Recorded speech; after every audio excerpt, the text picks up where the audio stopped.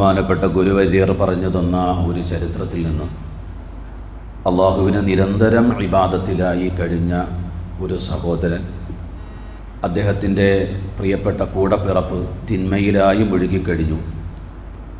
എപ്പോഴും ഇബാദത്തിലായി കഴിഞ്ഞ മനുഷ്യന് അവനിൽ നിരന്തരം ഇബാദത്ത്, പൊതുവേ നമ്മൾ പറയുന്നൊരു വാക്കാണ് ആബിദ്.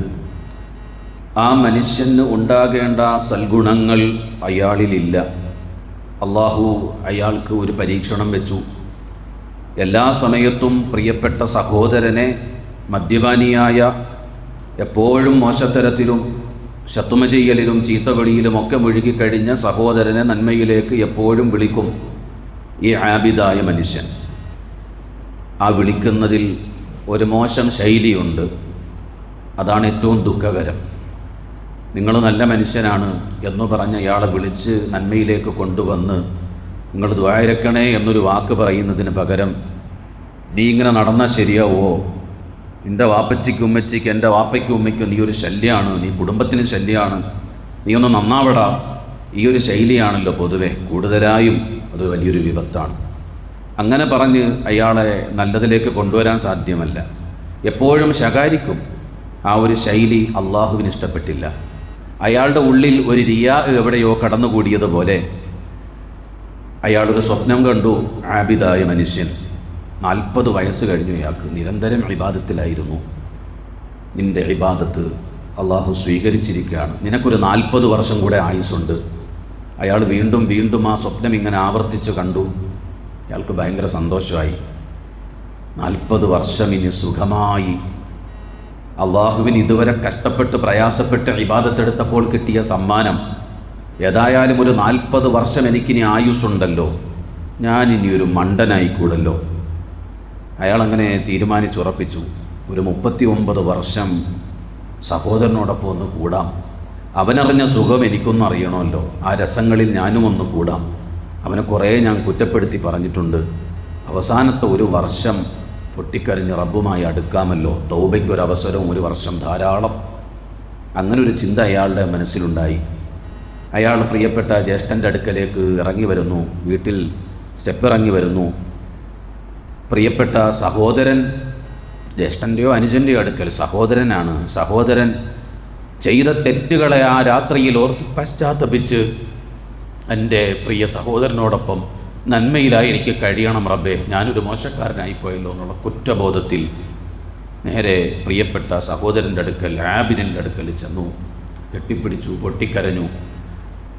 ആ ഒരു സമയത്ത് അവരുടെ കാല് വഴുതി ആ സ്റ്റെപ്പിൽ നിന്ന് തറയിലേക്ക് വീണു, തലയിടിച്ചു. 2 പേരുടെയും റൂഹ് അള്ളാഹു അവിടെ വെച്ച് എടുത്തു.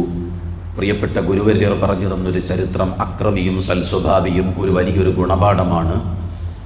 നല്ലൊരു നീയത്തെടുത്തവൻ്റെ ഒരു നിമിഷത്തെ നീയത്ത് കൊണ്ട് അയാൾ സ്വർഗാവകാശിയായി മാറി. ആബിദ് എന്ന വാക്കിൻ്റെ അർത്ഥം നിരന്തരം ഇബാദത്ത് ചെയ്യുന്നവനിൽ ഉണ്ടാകേണ്ട ഗുണമില്ലാത്തത് കൊണ്ട് അള്ളാഹു അയാളെ പരീക്ഷിച്ചു. അയാൾക്ക് കിട്ടിയ ഒരു വലിയൊരു പരീക്ഷണമാണ്. അയാളുടെ ആഖിബത്ത് സൂഉൽ ഹാത്തിം, മോശമായിപ്പോയി. അള്ളാഹു കാത്തുരക്ഷിക്കുമാറാകട്ടെ. നിരന്തരം ഇബാദത്തിൽ മുഴുകുന്നവൻ്റെ വളരെ പ്രധാനപ്പെട്ട ഒരു സവിശേഷത, ധാരാളം സവിശേഷതകൾ, പ്രത്യേകതകളുണ്ട്. അതിൽ ചിലത്, അവൻ നിർബന്ധിത കർമ്മങ്ങളും ഐച്ഛിക പ്രവർത്തനങ്ങളിലും അവൻ എപ്പോഴും വ്യാപൃതനായിക്കൊണ്ടേയിരിക്കും. ഫറദും സുന്നത്തുകളിലും എപ്പോഴും ലയിച്ചുകൊണ്ടേയിരിക്കും. അള്ളാഹു തൗഫീഖ് നൽകുമാറാകട്ടെ. അയാളിൽ വരുന്ന മറ്റൊരു ഗുണമാണ് സമയനിഷ്ഠ. കൃത്യമായിരിക്കും അയാളിൽ. വീട്ടിൽ പോകുന്നതിൽ, അയാൾ ഇബാദത്തിൻ്റെ ബാങ്ക് വിളിക്കുമ്പോൾ അയാൾ പള്ളിയിലേക്ക് വന്നു ചേരുന്നതിൽ, എല്ലാത്തിലും കൃത്യമായി പ്രവർത്തനങ്ങൾ എല്ലാം ചിട്ടയായി, അയാളുടെ ദുആകൾക്കും പ്രാർത്ഥനകൾക്കും ദിക്റുകൾക്കും ഒക്കെ ഒരു സമയനിഷ്ഠ. വഖ്ത് കഴിഞ്ഞാൽ അയാൾ നിശ്ചയിച്ച ദിക്റുകളിൽ മുഴുകി അത് പൂർത്തിയാക്കി അയാൾ അവിടെ നിന്ന് എഴുന്നേൽക്കും. ളുഹറിൻ്റെ സമയത്ത് കുറച്ച് കാണും ദിക്റു ചൊല്ല, അസറിന് പ്രത്യേകം കാണും, മഗ്രിബിന് പ്രത്യേകം കാണും, ഇശാഇന് പ്രത്യേകം കാണും, യാ ഹയ്യു യാ ഖയ്യൂം അസ്മാഉൽ ഹുസ്നയുടെ സുബ്ഹിന്, യാ ജബ്ബാർ യാ മുതകബ്ബിർ ളുഹറിന്, യാ ഷാഫി യാ കാഫി യാ ഗനി യാ ഫത്താഹ് അസറിന്, യാ മുബീൻ യാ ഖബീർ യാ ഹാദി മഗ്രിബിന്, യാ നൂറു യാ ബാസിത്ത് യാ ളാഹിർ ഇശാഇന്, സുബ്ഹിന് യാ ഹയ്യു യാ ഖയ്യൂം. ഇങ്ങനെ 100 വട്ടം പതിവായി, അല്ലെങ്കിൽ യാ ലത്തീഫ് 129. ഓരോരുത്തർക്കും ചില ഗുരുവര്യൻ മഹത്തുക്കൾ ഇജാസത്ത് കൊടുത്തത് പ്രകാരം ഇങ്ങനെ പതിവാക്കി ചിട്ടയിലായി തന്നെ പോകും. കൂടാതെ സ്വലാത്ത് 133 അത് പതിവാക്കും. അയാളുടെ ഇബാദത്തിൽ ഒരു സമയ കൃത്യമായ നിഷ്ഠയുണ്ടാവും. എല്ലാത്തിലും ഖുർആനോത്തിലും മറ്റുമെല്ലാം അള്ളാഹു ഖബൂലാക്കുമാറാകട്ടെ. ഒരു പേജെങ്കിലും ഒരു ദിവസം ഓതും. ഒരു വഖത്തിൻ്റെ സമയത്ത് ഒരു പേജെങ്കിലും. വളരെ ചുരുങ്ങിയ എളുപ്പമുള്ളൊരു കണക്ക് പറയാം. ധാരാളം പരിശുദ്ധ ഖുർആൻ ഒത്തുകാരാണ് നമ്മളെല്ലാം. അള്ളാഹു ഖബൂലാക്കുമാറാകട്ടെ. അയാൾക്ക് വല്ലാത്തൊരു മാനസിക സമാധാനം അയാളുടെ ജീവിതത്തിൽ ഉണ്ടാകും. ഒരു പ്രത്യേകതയാണ് അവർക്ക് കിട്ടുന്ന ഒരു പ്രത്യേകത. നിരന്തരം ആബിദായി ഇബാദത്തിലായി കഴിയുന്നവൻ്റെ പേരാണ് ആബിദ്. നിത്യം ഇബാദത്തിലാണ് അയാൾ. എപ്പോഴും റബ്ബിനെ ദിക്റിലാണ്. യാ അയ്യുഹല്ലദീന ആമനൂ, അല്ലാഹുവിൻ്റെ പരിശുദ്ധ ഖുർആൻ ഉണർത്തുന്നത്, ഓ സത്യവിശ്വാസികളെ, ഉദ്കുറുല്ലാഹ ദിക്റൻ കസീറാ, എപ്പോഴും നിങ്ങൾ കൂടുതലായി റബ്ബിനെ സ്മരിച്ചുകൊണ്ടേയിരിക്കണം. ഈ പറഞ്ഞ കണക്കിലൊന്നും സ്റ്റോപ്പ് ചെയ്യാൻ പാടില്ലെന്നാണ് ഈ പറഞ്ഞത്. എപ്പോഴും റബ്ബിനെ നിങ്ങൾ സ്മരിച്ചുകൊണ്ടിരിക്കണം. നിരന്തരം ആരാധന ചെയ്യുന്ന ഒരു മനുഷ്യൻ്റെ മനസ്സിന് വല്ലാത്തൊരു റിലാക്സ് ആയിരിക്കും. എപ്പോഴും ശാന്തിയും സമാധാനവും അയാൾക്ക് അല്ലാഹു കൊടുക്കും. അയാൾ ഒരു പ്രതിസന്ധിയിലും തളരാത്ത ആളായിരിക്കും. ഇനി അയാൾക്കുള്ളൊരു പ്രത്യേകതയാണ്, അയാൾ സൽസ്വഭാവിയായിരിക്കും. സഹജീവികളോട് കരുണയുള്ള ആളായിരിക്കും. അല്ലാഹു ഖബൂലാക്കുമാറാകട്ടെ. ആബിദിൻ്റെ പ്രത്യേകതയാണ്. ആബിദുകൾക്ക് അല്ലാഹു കൊടുക്കുന്ന നിരന്തരം ഇബാദത്തിൽ കഴിയുന്നവരാണല്ലോ നമ്മൾ. വഖ്ത് മുടങ്ങാതെ ജമാഅത്തിൽ കൂടുന്നവർ. നമ്മളിലുണ്ടാവേണ്ടത് വീട്ടിലെ പശുക്കളെ പരിപാലിക്കുന്നവർ, ആടുകളെ പരിപാലിക്കുന്നവർ, വീട്ടിലൊരു പൂച്ചയെ വരെ വലിയ സ്ഥാനം കൊടുത്ത് പൊന്നുപോലെ അതിന് ഭക്ഷണം കൊടുത്ത് അതിനെ വല്ലാതെ സ്നേഹിക്കുന്നവർ, അയൽപക്കത്തോട് അങ്ങനെയുള്ളവർ, വല്ലാത്ത ഹുബ്ബുള്ളവർ, സ്നേഹമുള്ളവർ. പൂച്ചയെ മാത്രമല്ല, പശുവിനെയും ആട്ടിനെയും മാത്രമല്ല, അയൽപക്കത്തോട് ഹുബ്ബുള്ളവർ, കുടുംബങ്ങളെ മുറിക്കാത്തവർ, ബന്ധങ്ങൾ തകർക്കാത്തവർ, സ്നേഹനിധികൾ എല്ലാവരോടും. ഇത് ഒരു ആബിദിൻ്റെ പ്രത്യേകതയാണ്. ഈ ആബിദ് അത് പള്ളിയിൽ മാത്രം ഒതുങ്ങുന്ന ആബിദല്ല. നബി മുഹമ്മദ് മുസ്തഫ സ്വല്ലല്ലാഹു അലൈഹി വസല്ലം അയാളുടെ ചലനം നിശ്ചലനം എല്ലാം ഇബാദത്താക്കി മാറ്റുന്നവനാണ് ആബിദ്. അള്ളാഹു തൗഫീഖ് നൽകുമാറാകട്ടെ. അപ്പോൾ കുടുംബത്തിൻ്റെ അന്നം തേടി പോകുന്നത് ഒരു ആബിദിന് ഇബാദത്താണ്. നിരന്തരം ഇബാദത്തിൽ മുഴുകുന്നവൻ്റെ ഇബാദത്താണ് കുടുംബത്തിൻ്റെ അന്നം തേടി പോകൽ. അയാൾ ഷോപ്പ് തുറക്കാണ്, രാവിലെ കട തുറക്കാണ്.